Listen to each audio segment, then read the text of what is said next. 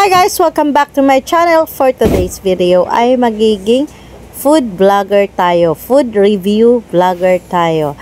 So ayun na nga guys, naglabas kasi ang Andox ng panibagong menu at titikman natin kung masarap ba. I-rate natin ng 10 out of 10.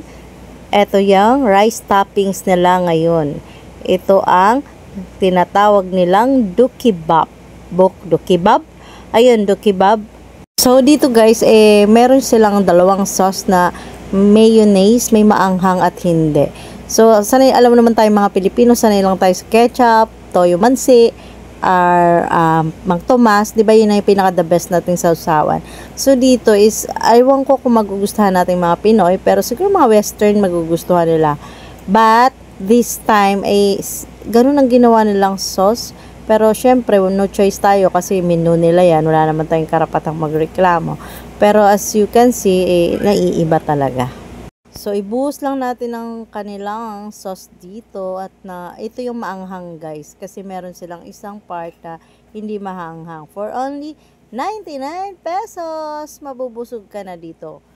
Kapag naubos mo to, syempre mabubusog ka na. Kasi malaki din naman yung cup nila. O, tingnan mo.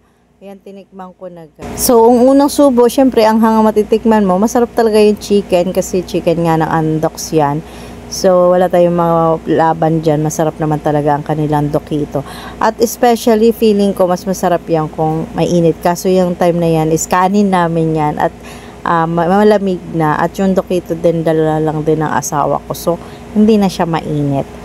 So, para sa akin guys, mas bet ko pa din ang tuyo mansi, ketchup, or Mang Tomas para dyan sa kinakain ko. So, para sa akin is, rate ko siya as 6 out of 10. Ayan, tinikman ko rin yung plain. Grabe, hindi siya masarap talaga. Sorry na Andox.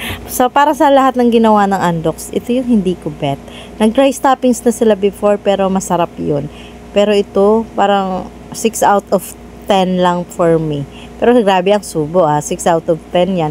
Pero no choice kasi ako kung kainin siya ng kainin sayang. At yun lang guys, 6 out of 10. See you on my next video guys. Sana may matikman pa tayong mas masarap. First time ko mag food review pero hindi ko talaga siya bet.